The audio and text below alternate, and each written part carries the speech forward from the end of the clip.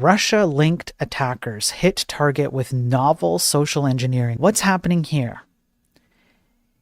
There are hackers who are linked to Russia, but there's no actual proof that they're like backed by Russia or whatever. They're just linked to them. They have ties, they have connections to Russia, okay?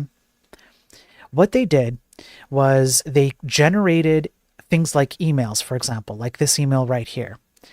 I am Claudie Weber, Senior Program Advisor at the U.S. DOS, Department of State. We would like to invite you to a private online conversation with me and my colleagues, yada, yada, yada, join this meeting, etc. So they use AI, they generate these emails, or they generate other kinds of documentation. They send them to their target, and then they invite that target to join a call. And during that call, they will pretend to be whoever they pretend to be. They'll, again, use deepfake and other AI systems to pretend to be these people.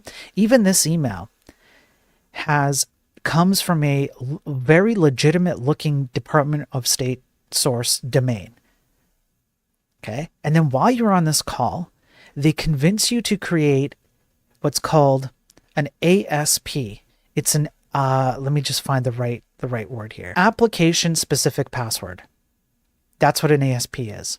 An ASP is one password that's tied to one thing, and it bypasses multi-factor authentication. What that means is that you're not going to get notified when someone uses that password if they got their hands on it, for example, because it's an independent and far more narrow type of authentication mechanism. So you'll hop on this call and then they'll say, oh, you should create this password. And it looks legitimate to a lot of people because they don't know the difference in the technicality of how these things work. And they'll go, well, yeah, sure. Like I'll generate this password.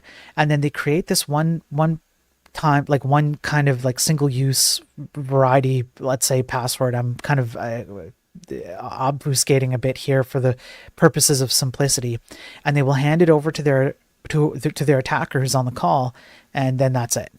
From there, Bob's your uncle. Be careful out there.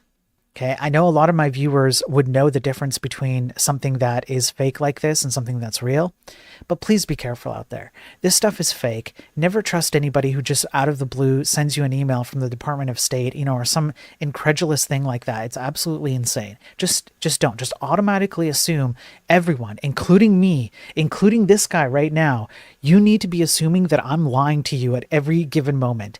Literally every word that comes out of my mouth to you, you need to consider it a lie.